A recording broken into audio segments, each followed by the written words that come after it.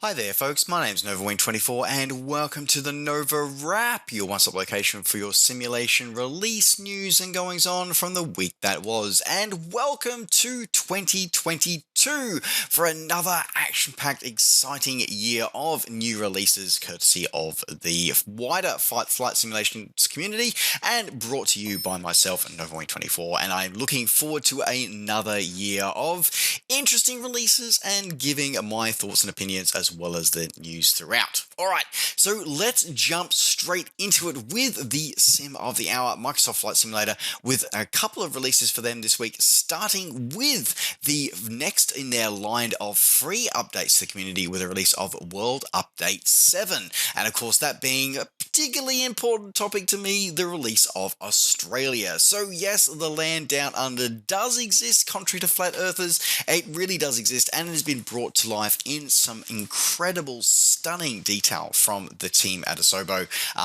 partnered with their subcontractor developer Orbix as well.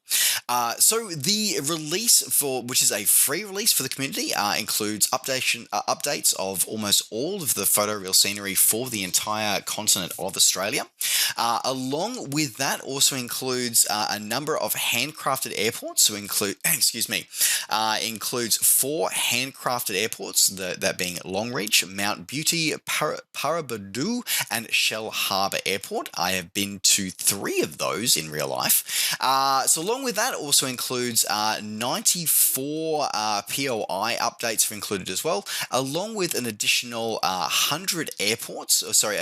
Improved data on 100 airports. So while it may not be handcrafted, they do get additional detail, additional airports, and bring them sort of more up to date, more in line with what they are currently. And along with that, and on top of that, you also get 500 airports for around the globe that were missing from the sim, 54 of which were actually also included in Australia. So this is a huge update. Like, you get a lot of bang for your buck. You really do.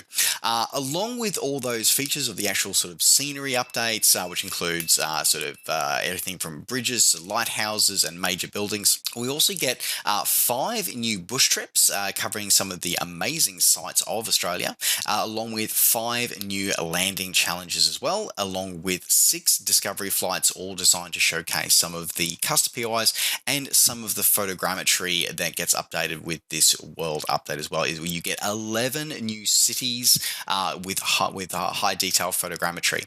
Now, normally I'm not one that sort of harks on about or really sort of says much about photogrammetry, but I've got to admit that I flew as part of the launch day stream that I did over my Twitch channel. I flew around the photogrammetry in Gold Coast, and I have got to say that the photogrammetry not only has it improved, the performance is also a hell of a lot better than it used to be. So I don't know what they've done, but it seems to be pretty damn cool these days. So of course your mileage may vary.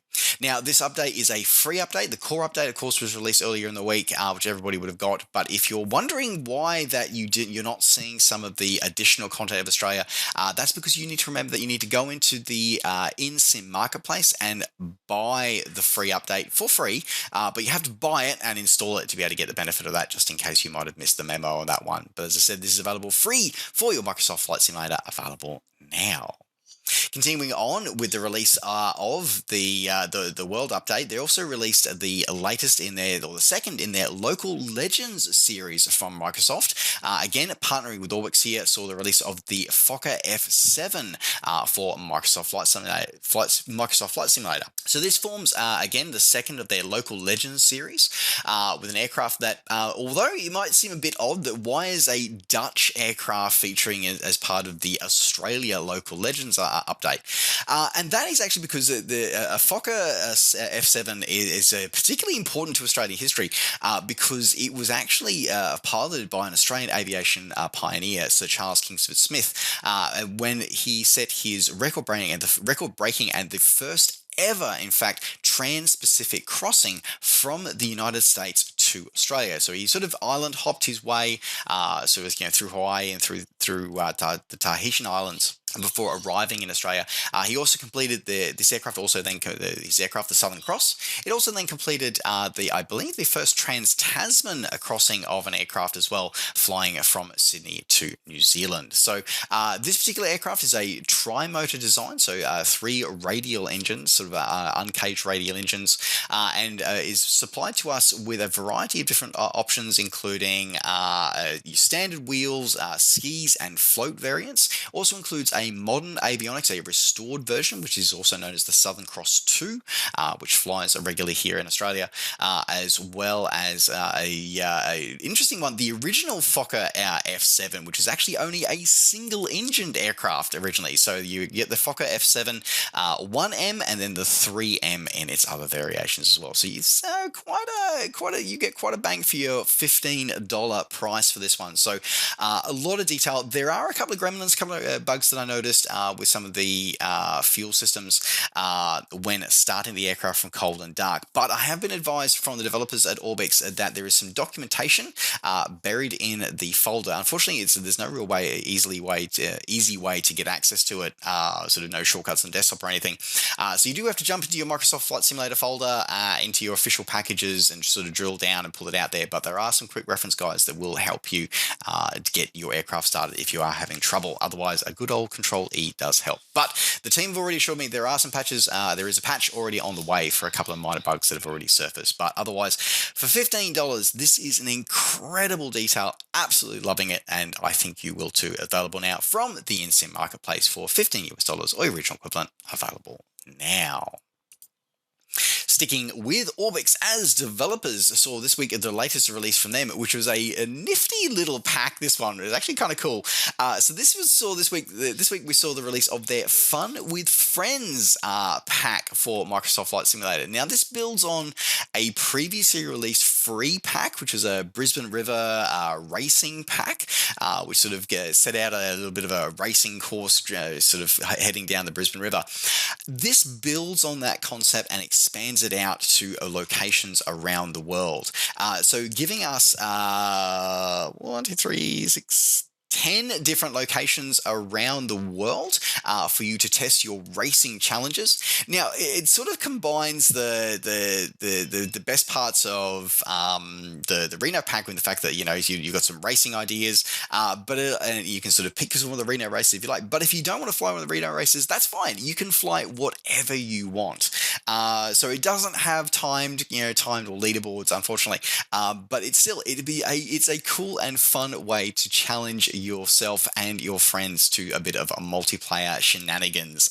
Now, all of the courses here take place in some pretty cool, amazing places, including Monument Valley, Grand Canyon, Devil's Tower, Star Wars Canyon, Loch Ness, the Mach Loop in the UK, and around the Egyptian pyramids and more. So the incredible, stunning video as well has been produced by Aviation Lads, and this pack looks absolutely amazing. It looks like a bucket ton of fun, coming in for $5 or your original equivalent. Available now from Orbix. Or if you are a user who uses your console, uses both PC and console on Microsoft Flight Simulator on Xbox, you may want to hold off for a week or so, because it is coming. It is definitely coming to the Microsoft Marketplace, and will be available for both PC and Xbox. And of course, a one-time buy will get you on both platforms. So if you are a multi-platform simmer, or if you're thinking that maybe you're going to look at Xbox, or if you're on Xbox and looking to go to PC at some point, hold your horses. If in a few days, a week or so, and it will be available in the Microsoft Marketplace, available shortly. There you go. Otherwise, for those of you who are only on PC or can't wait, you can pick it up for Orbix Direct for $5 or your original equivalent. Available now. Moving out of Microsoft Flight Simulator and moving into the world of X-Plane. This week the release of a freeware rendition of the Bell 47 G2 from developer Brett S. So this was a combined effort from Brett Sumter, Alex Guilford, and Troopy, username Troopy, who's decided to bring to life the Bell 47 G2 for X-Plane 11. So in the developer's own words, the project originally started as an X-Plane 9, X-Plane 10 project. However, the development stalled for a number of years. However, they've been joined by user Troopy, who's helped them with the scripting and brought the aircraft finally to life, and is now available for all to enjoy for free. So this is a G2 variation of the venerable Bell 47, including sort of short main rotor blades, and as well as a 206 style metal tail rotor blades as well. So this gives custom systems, including a centrifugal clutch, altitude compensating carburetor, throttle correlator functionality, and a rotor governor, which is featured as well, though it is, by default, it is turned off when you do load in. And as I said, this is a freeware release available now from xplane.org. Moving out of sort of doing a cross sim platform one. This one, thanks to a nod to helisimmer.com for this one. Virtual Controls have released their latest their control setups with the release of their latest VPC ACE torque pedals, which is a rebuild and redesign of their previous pedal system. Rotor pedal system, and this new update though is designed around a single axis with vertical movement, but it does mean that you don't. It's no longer completely necessary for you to move your whole leg when moving when implementing rudder controls. As well as that includes a number of advanced features and updates to the design of it, including different tensioning and replaceable tensioning of the springs. However, and this is one that's why it's been flagged for especially of interest to virtual helicopter pilots, is that you can actually bypass the torque springs completely with their new clutch system, which allows you to adjust the amount of force that comes through or gets passed on through the springs onto the pedals, or you can actually completely bypass it as well. So a number of different sort of features coming through here. So it is an all-metal construction with adjustable cam centering mechanisms, adjustable clutch dampener, and full aluminium foot plates are included, along with VPC's contactless digital proximity sensors. And if you wanted to pick this one up, you can pick this one up directly from Virtual, coming in for $285 or original equivalent, available now from Virtual Controls. Moving out of our traditional flight simulators and moving into something a little bit different, this one. The release this week of Air Traffic from developer GyroX. So this is a bit of an arcade style take on the challenges of air traffic control, and in some ways reminds me of a more clinical version of, oh god, I can't even remember the name of it now, but there was the previous one that sort of did 2D sort of cartoon style graphics. This one focuses on more the radar plotting sort of element with vector arrows and that kind of content that you would see on the more traditional radar display. But is a bit more of an arcade style though, rather than maybe just a sort of traditional, a sort of more realistic air traffic simulator. So this one goes through and you can control all your air traffic and give them directions, sort of speed, height, and altitude adjustments. But of course, given that you are a top-down view, you have to rely on the data inputs that are coming from you. However, as the more arcade style of it though, is that you also can, as you sort of handle traffic more efficiently and larger volumes of traffic, additional radar facilities become available for you, so you can actually sort of see more of your virtual map to increase your radar coverage and improve and to be able to see more of your virtual charges throughout the virtual skies. Now, this release, it gives a release of 6 different airports to try, including 2 in Taiwan, 2 in Russia, and 2 in the Middle East for this one. And you can pick this one up for $2 or original equivalent, available now on Steam. Moving out of the flight simulation world and moving to the world of the permanent way, this week from a developer Milepost Simulations, I saw this week the release for Train Simulator, their rendition of the Mount Shasta line from Dunsmuir to Kalmath Falls. So this is a grueling mountainous region in northern California and Oregon, providing a variety of challenging scenarios as well as beautiful picturesque scenery.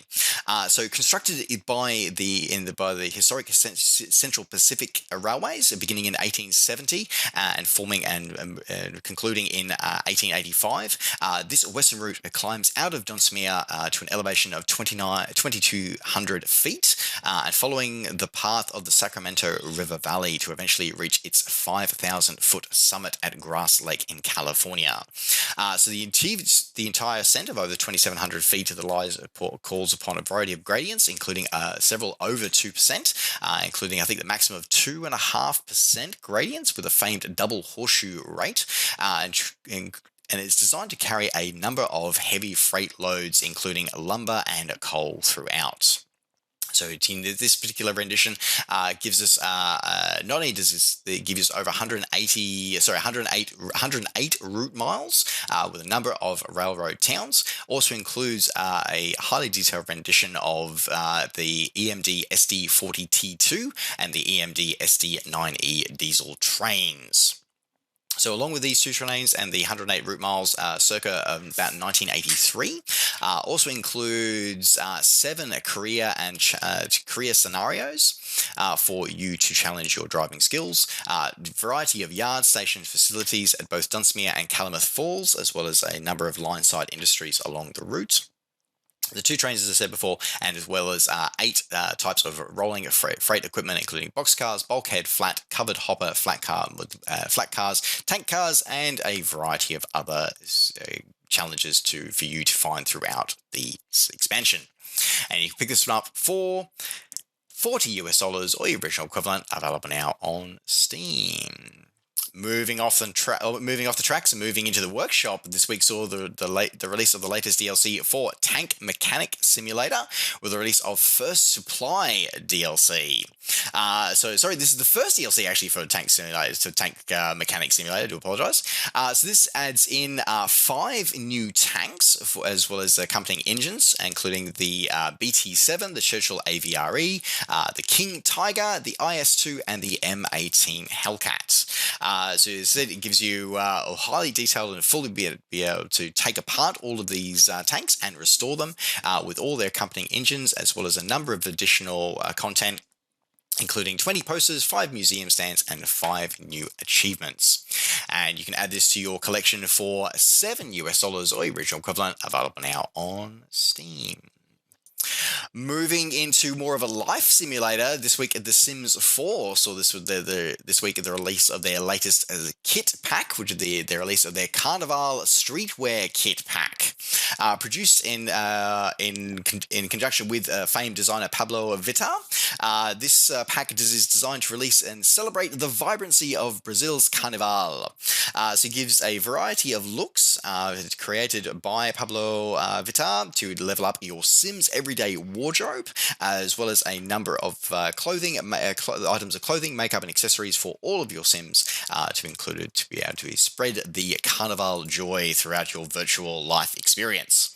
And you pick this pack up for $5 or your original equivalent, available from your favorite digital retailer, Steam, EA Store, or more. And moving from inner space, moving to outer space, this week I saw release into early access the release of a new colony building and management simulator, the release of Solar Gene. So this release is a very interesting release. I wasn't sure what to make of this one. I was expecting, I'll be honest, I don't know what I was expecting when I started reading up on this one, but it seems to be a bit of a hybrid between sort of surviving Mars, city skylines, and like a trading simulator as well. So this one sets out 10 unique planets and moons. So it actually sort of sets you up fostering colonies in space and on the surface of 10 unique spaces, including Mercury, Venus, our moon, Mars, Io, Europa, and Ganymede, Callisto, Enceladus, Enceladus and Titan. You have to quest for mineral deposits, mine them, build various different parts of your outpost, both on the planet and in space as well as managing game resources and diplomacy between a variety of factions, including Russia, the United States, China, Europe, Japan, and India, as well as setting up trades between them. So this game seems to be very, very ambitious. Looks absolutely beautiful. A number of users has described it. If you have enjoyed Kerbal Space Program or Surviving Mars, you will enjoy this. There's a lot of building and resource management that goes on with this one, as well as some absolutely stunning visuals as well. So if you wanted to give this one a try, this one is currently in early access for $20 US or your regional equivalent, available now on Steam. And finally, rounding out the simulation release news for something that is very questionable, but in some ways I am both surprised by its release and also completely not surprised by the release of this one. This week from developer ItfulGS, we saw the release of Cactus Simulator. In the developer's own words, I've got nothing else to say this, the developer's own words, Cactus Simulator is a game in which you can become a cactus. And I think that game is Cactus from the get-go. If you're wanting to pick it up, you can pick it up for $1. One whole US dollar, available now on Steam. And with that stunning revelation, folks, I do round out the first NovaWrap for 2022. Thank you very much for joining me. It is wonderful to be back. Looking forward to seeing you in future episodes coming forth throughout the year. I look forward to that. As always, folks, if you do have tips and anything that you'd like to submit for any news, please drop us a line over on the community Discord or via our Facebook page as well. And I'm looking forward to hearing from you. Otherwise, folks, don't forget, as always, to like the video and subscribe to the channel if you're enjoying these videos and would like to see more. And of course, as always, you can catch up with me and all the things I'm up to between videos by finding me on Facebook and on Twitter and on Twitch. Just search NovaWing24. All right, folks, thanks very much for watching. Take care, safe skies to all, and we'll see you next time. Bye for now.